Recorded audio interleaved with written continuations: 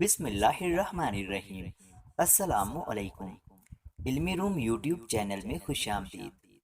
آج میرا خوشیوں والا دن تھا اور میں دلہا بنا اسٹیج پر رسم نکاح کا انتظار کر رہا تھا کہ اچانک ایک شخص میرے پاس آیا اور کہنے لگا کہ جس لڑکی سے تمہاری شادی ہو رہی ہے وہ تو پورے محلے میں بدنام ہے اور پتہ نہیں کتنے لڑکوں سے اس کا چکر چلتا ہے۔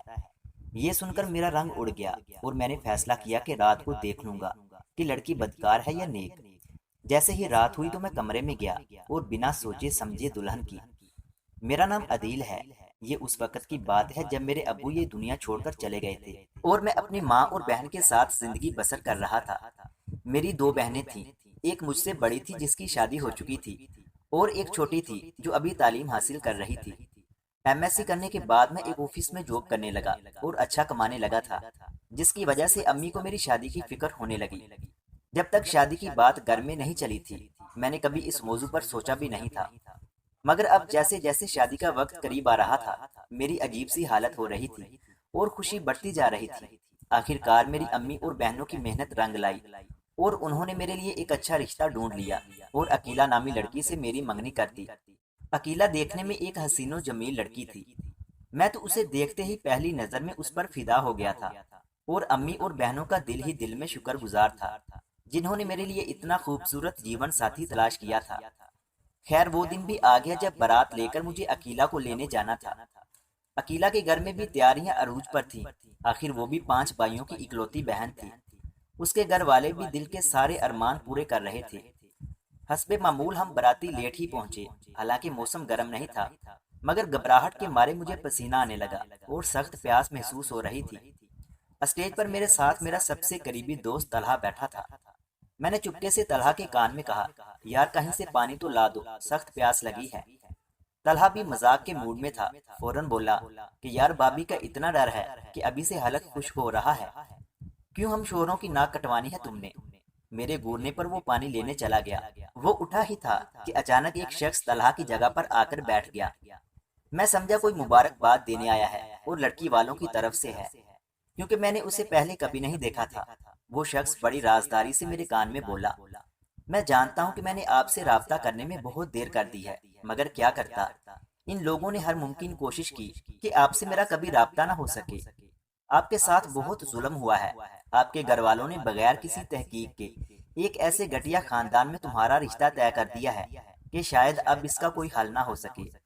یہ لڑکی جس سے آپ کا نکاح ہونے والا ہے یہ پورے محلے میں بدنام ہے، پورے خاندان میں کہیں اس کا رشتہ نہیں ہو رہا تھا۔ ان لوگوں نے یہ بوجھ سر سے اتارنے کے لیے باہر کے سیدھے سادے لوگوں کو پھنسا لیا۔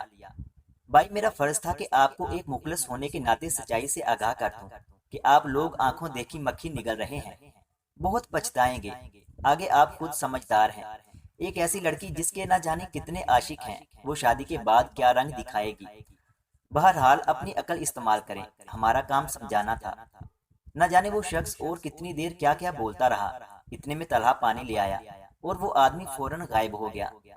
اس وقت سب نکاح کی تیاریوں میں مصروف تھے، کسی نے اس 2 منٹ کی کارروائی کو نوٹ ہی نہیں کیا تھا، مگر ان 2 منٹوں نے مجھے ہلا کر رکھ دیا تھا۔ ایک دم میری خوشی کے جذبات پر جیسے برف جم گئی تھی، دل میں ہلچل ہو رہی تھی، دماغ نے کام کرنا چھوڑ دیا تھا۔ میرے ذہن پر اس انجان شخص کی باتیں ہتھوڑے کی طرح برس رہی تھیں۔ اب عقیلہ کا چہرہ مجھے معصوم نہیں لگ رہا تھا، مجھے سمجھ نہیں آ رہا تھا کہ میں کیا کروں۔ کیا نکاح کے وقت مجھے سب کے سامنے انکار کر دینا چاہیے یا پھر شادی کر کے اس کو سبق سکھانا چاہیے؟ آخر کار میرے دماغ نے اس بات کا فیصلہ کیا کہ جن لوگوں نے ہمارے ساتھ اتنا بڑا دھوکہ کرنے کی کوشش کی ہے ان کو مزہ چکھانا ضروری تھا، جو کہ نکاح کے بعد ان کو ان کی اوقات یاد دلا کر ہی ممکن تھا۔ مجھے یاد ہی نہیں کہ کیسے ساری رسومات کو مکمل کیا گیا۔ ہاں اتنا ضرور تھا کہ امی اور میری بہنوں نے محسوس کر لیا تھا کہ میں بہت پریشان ہوں۔ عقیلہ دلہن بن کر بہت خوبصورت لگ رہی تھی، مگر اس وقت میرا دل نہیں کر رہا تھا کہ میں اس کی شکل بھی دیکھوں۔ عقیلہ کے گھر والے اس سے بڑھ کر چلاک اور ہوشیار لگ رہے تھے۔ جب عقیلہ کے امی ابو مجھے بیٹوں کی طرح دعائیں دے رہے تھے تو وہ مجھے دنیا کے سب سے بڑے مکار لگ رہے تھے۔ نہ جانے کس طرح رخصتی عمل میں آئی اور میں انتہائی بے دلی سے گھر کی جانب چل دیا۔ طلحہ جو میرے ساتھ تھا وہ بھی محسوس کر رہا تھا کہ میں پریشان ہوں، مگر ہم دونوں کو بات کرنے کا موقع ہی نہیں مل رہا تھا، اور میں اسے بتاتا بھی تو کیا بتاتا، اپنی بیوی کے بارے میں کیا بید کھولتا۔ اس کے لاکھ پوچھنے پر بھی میں خاموش رہا اور بہانہ کر دیا کہ ابو جی کی بہت یاد آ رہی ہے، کاش وہ بھی ہمارے ساتھ ہوتے۔ اس پر طلحہ بھی اداس ہو گیا، کیونکہ جب سے اس نے اپنے ابو کو کھویا تھا وہ میرے درد کو بھی سمجھنے لگا تھا۔ آخر کار تمام رسموں کے بعد وہ وقت آ گیا جب مجھے عقیلہ کا سامنا کرنا تھا۔ میں کمرے میں جانا نہیں چاہتا تھا، مگر رشتہ داروں کے سامنے تماشا بننے سے بچنے کے لیے میں مرے ہوئے دل سے کمرے کی جانب چل پڑا۔ عقیلہ انتظار میں بیٹھی تھی، مگر اس انجان شخص کی باتیں میرے ذہن میں گھومنے لگی اور میں انتہائی غصے میں آ گیا۔ میں نے ایک بھرپور غصے والی نگاہ عقیلہ پر ڈالی جو نظریں جھکائے بیٹھی تھی۔ ہاں تو بی بی، آج میرے سامنے ذرا کھل کر تو بتاؤ کہ شادی سے پہلے تمہارے کتنے عاشق تھے جن کے ساتھ تم وقت گزاری کرتی تھی، اور جن کے قصوں نے تمہیں اتنا مشہور کر دیا ہے کہ تمہارے اپنے خاندان میں تمہیں کوئی بہو بنانے پر تیار نہیں تھا۔ میری بات پر عقیلہ نے ایک دم حیرت زدہ انداز میں میری طرف دیکھا۔ شاید اسے توقع نہیں تھی کہ اس موقع پر اس پر ایسی بجلی بھی گر سکتی ہے۔ میری زبان سے آگ برسنے لگی، میری آنکھوں کی نفرت نے اس کی آنکھوں سے آنسو جاری کر دیے۔ عین اسی لمحے میں نے فیصلہ کیا کہ اب کہنا کچھ نہیں، کر کے دکھانا ہے۔ میرے سامنے یہ شریف ساتھیوں والے ڈرامے کرنے کی ضرورت نہیں۔ تم میرے سامنے کھل چکی ہو، اور تم کیا، تمہارے گھر والوں کی اصلیت بھی مجھے معلوم ہو چکی ہے۔ اب تم لوگوں کو پتہ چلے گا کہ دوسروں کو بیوقوف سمجھنے والے خود کتنے بڑے بیوقوف ہوتے ہیں۔ یہ کہہ کر میں کمرے سے نکل گیا۔ صبح جب اپنے کمرے میں آیا تو وہ صوفے پر بیٹھی گہری سوچ میں گم تھی۔ اس کی آنکھیں سوجی ہوئی تھیں اور چہرے پر ویرانی تھی۔ مجھے ایک دم اس پر بے حد ترس آ گیا۔ نکاح کا بندھن ایسا ہوتا ہے کہ دلوں میں خود بخود محبت آ جاتی ہے۔ پل بھر کو پچھتاوا ہوا کہ میں نے شاید کچھ غلط کر دیا، مگر پھر اچانک شیطانی خیالات نے مجھ پر یلغار کر دیا۔ اپنے اور اپنے گھر والوں کے ساتھ ہونے والے دھوکے نے آنکھوں پر نئے سرے سے پٹی باندھ دی۔ میری بہنوں نے جب عقیلہ کی یہ حالت دیکھی تو حیران رہ گئی۔ میں جلدی سے کمرے سے نکل گیا۔ باجی فوراً میرے پیچھے آئی۔ عدیل، یہ سب کیا ہے؟ کیا ہم نے تم سے تمہاری رضامندی نہیں لی تھی؟ جب سب کچھ تم سے پوچھ کر کیا ہے تو اب اس رویے کا کیا مطلب ہے؟ باجی کا یہ انداز دیکھ کر بہت ضروری ہو گیا تھا کہ ان کو حقیقت بتا دی جائے۔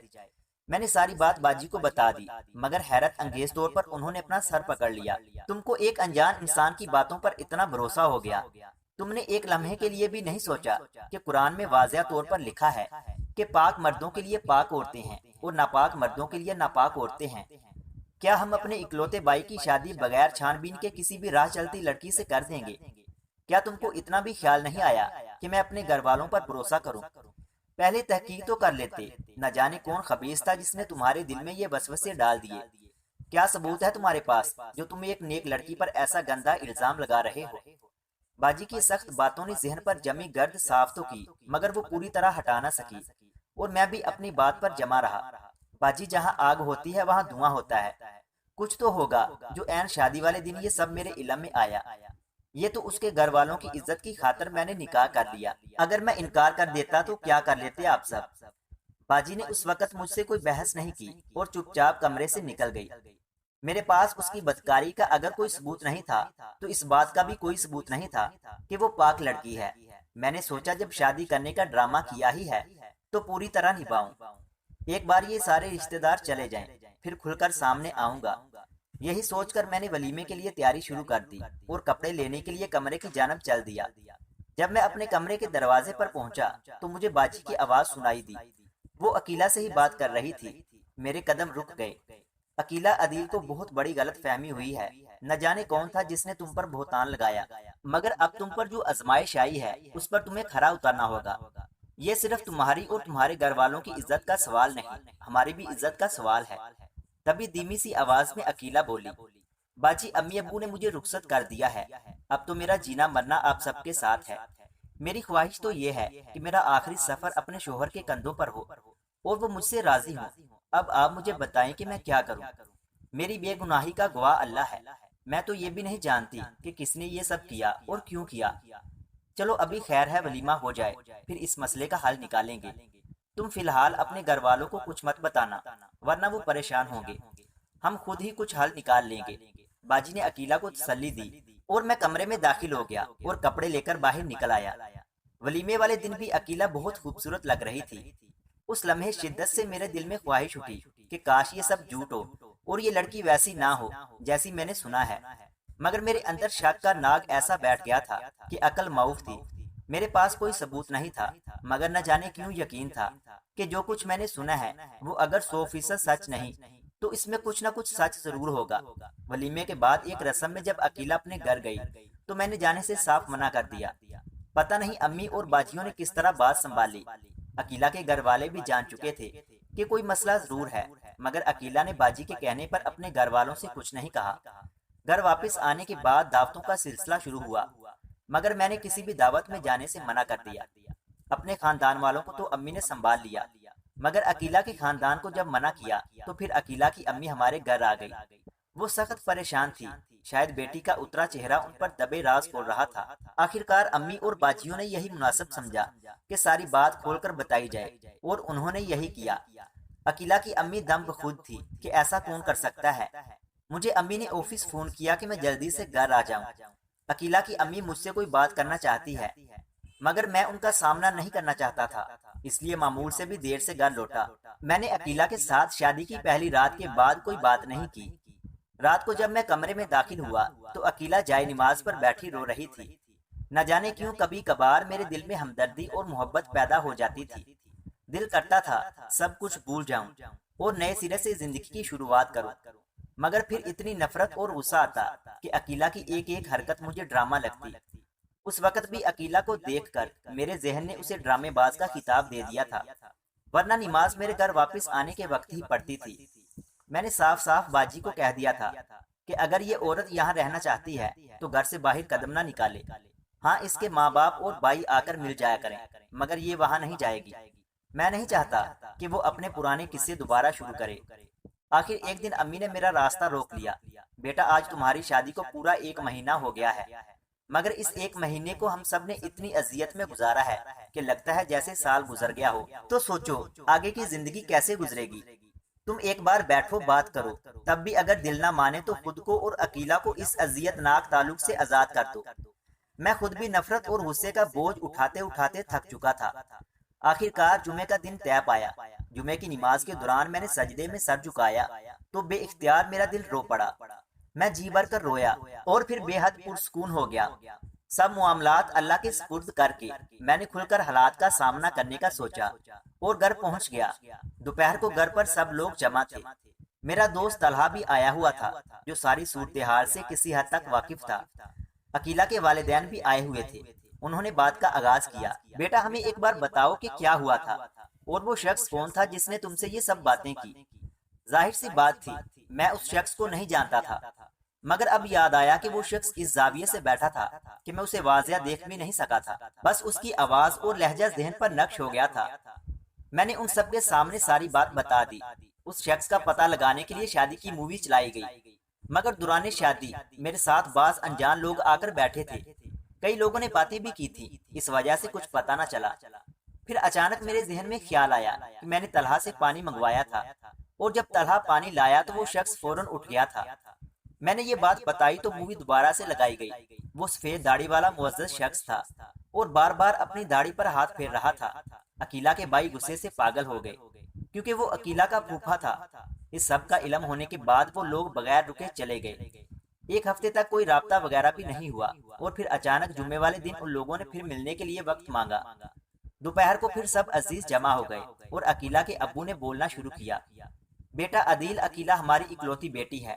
ہم سب گھر والے اس کی ایک مسکراہٹ کی خاطر کسی بھی حد تک جا سکتے ہیں، مگر تقدیر پر تو کسی کا اختیار نہیں۔ آج میں تمہیں بتاتا ہوں کہ یہ سب کیوں ہوا۔ اصل میں میری بہن کی خواہش تھی کہ عقیلہ اس کی بہو بنے، لیکن میرے بانجے کی حرکتیں ٹھیک نہیں تھیں۔ ہم اپنی بیٹی کو خوش دیکھنا چاہتے تھے، اس لیے ہم نے وہاں رشتہ کرنے سے انکار کر دیا اور یہاں آپ کی طرف حامی بھر لی۔ اسی بات کی جلن ان لوگوں نے شادی والے دن یہ حرکت کر کے نکالی تاکہ تم عین نکاح کے وقت انکار کر دو اور ہم اپنی بیٹی کی عزت کی خاطر وہاں رشتہ کرنے پر مجبور ہو جائیں۔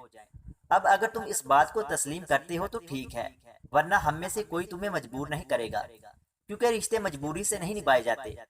میں نے سوچنے کے لیے وقت مانگا۔ اسی رات میں کمرے میں سوچوں میں غرق بیٹھا تھا کہ عقیلہ ہاتھ میں قرآن پاک اٹھائے میرے قریب چلی آئی۔ میں جانتی ہوں آپ مجھ سے بدظن ہیں، مگر آخری بار آپ کو میری بے گناہی کا یقین دلانے کے لیے میں اس کتاب کی قسم اٹھا کر کہتی ہوں کہ میں پاک ہوں۔ میری بے گناہی کا ثبوت اللہ دے گا۔ میں اپنی صفائی میں اس سے زیادہ اور کچھ نہیں کہہ سکتی۔ وہ ایک لمحہ تھا کہ میں بالکل پگھل گیا۔ میں نے سب کچھ بلانے کا فیصلہ کیا اور سوچ لیا کہ اب نارمل زندگی کی جانب آؤں گا، اور پھر میں نے ایسا ہی کیا۔ سب بہت زیادہ خوش تھے کہ بات ختم ہو گئی۔ آج ہماری شادی کو 8 سال بیت چکے ہیں اور میں 4 بچوں کا باپ ہوں۔ تب بھی ایک پھانسی دل میں چھپی ہوئی ہے۔ عقیلہ بے حد اچھی بیوی ثابت ہوئی، اور سب سے بڑھ کر وہ بے حد پیار کرنے والی بہو تھی۔ میرے شک کی نگاہیں اسے کتنی اذیت دیتی تھیں وہ اس کا چہرہ بتا دیتا تھا۔ ایک دن میں آفس جانے کے لیے تیار ہو رہا تھا کہ عقیلہ نے بتایا کہ آج اس نے گھر جانا ہے، اس وجہ سے میں جلدی آؤں۔ اس دن میں آفس سے جلدی گھر آ گیا اور ہم سب تیار ہو کر عقیلہ کے گھر پہنچ گئے۔ وہاں وہی شخص ویل چیئر پر بیٹھا ہوا تھا جو عقیلہ کا پھوپھا تھا۔ میں حیران تھا کہ وہ بے حد بیمار لگ رہا تھا۔ عقیلہ نے نفرت سے اسے دیکھا اور بچوں کو لے کر اندر کمرے میں غصے سے چلی گئی، جبکہ مجھے عقیلہ کے ابو نے زبردستی پاس بٹھایا۔ بیٹا، اللہ پاک معاف کرنے والوں کو پسند کرتا ہے۔ اللہ پاک نے پاک لڑکی پر بہتان لگانے کا بہت سخت بدلہ لے لیا ہے، اب تم بھی ان کو معاف کر دو۔ اسی وقت اس کمزور سے شخص جس کا نام بشیر تھا بڑی مشکل سے اپنے دونوں ہاتھ جوڑتے ہوئے مجھے کہنے لگا، بیٹا، جس بیٹے کی خاطر میں نے عقیلہ بیٹی پر بہتان لگایا اور اللہ کو ناراض کیا، اس نے مجھے بہت اذیت دی ہے کہ میں مفلوج ہو گیا ہوں۔ پھوپھو بھی ساتھ بیٹھی ہوئی تھی اور وہ بری طرح رو رہی تھی۔ عقیلہ کے پھوپھا نے کہا، میں نے سوچا تھا کہ تمہیں بھڑکاؤں گا اور تم عقیلہ سے نکاح کرنے سے انکار کر دو گے اور ہم احسان جتلاتے ہوئے عقیلہ بیٹی کا رشتہ اپنے بیٹے سے کر دیں گے، مگر تم نے جب نکاح کر لیا اور عقیلہ بیٹی کو بیاہ کر لے گئے تو ہماری امیدوں پر پانی پھر گیا۔ اب وہی بیٹا جس کے لیے میں نے اتنا کچھ کیا بیوی کی باتوں میں آ کر مجھے بہت زیادہ مارتا ہے۔ میں نے بہت بار عقیلہ بیٹی سے معافی مانگی ہے مگر وہ مجھے معاف نہیں کر رہی۔ تم کہو تو شاید میرا امتحان ختم ہو اور میں سکون سے مر سکوں۔ میں جانتا تھا کہ عقیلہ اسے معاف کیوں نہیں کر رہی تھی۔ دل تو میرا بھی اس شخص کو معاف کرنے کو نہیں چاہ رہا تھا جس کی وجہ سے میں اپنی زندگی کے سب سے خوبصورت وقت کو شک کی آگ میں جھونک چکا تھا، مگر آج وہ پھانسی بھی میرے دل سے نکل گئی۔ عقیلہ نے آج تک اس شخص کو معاف نہیں کیا مگر اب وہ اسے بد دعا نہیں دیتی۔ میں سوچتا ہوں کہ میں اپنے آپ کو کیا سزا دوں۔ میں نے بھی اپنی پاک بیوی پر شک کیا اور وہ بھی ایک انجان شخص کی باتوں میں آ کر۔ میں اللہ تعالیٰ سے یہی دعا مانگتا ہوں کہ وہ مجھے عقیلہ پر شک کرنے کی وجہ سے معاف کرے اور جو لڑکیوں پر جھوٹے بہتان لگاتے ہیں ان کو ہدایت دے، آمین۔ مزید اس طرح کے اچھے اچھے واقعات سننے کے لیے ہمارے یوٹیوب چینل علمی روم کو سبسکرائب لازمی کریں۔ ملتے ہیں اگلی ویڈیو میں، تب تک کے لیے اللہ حافظ۔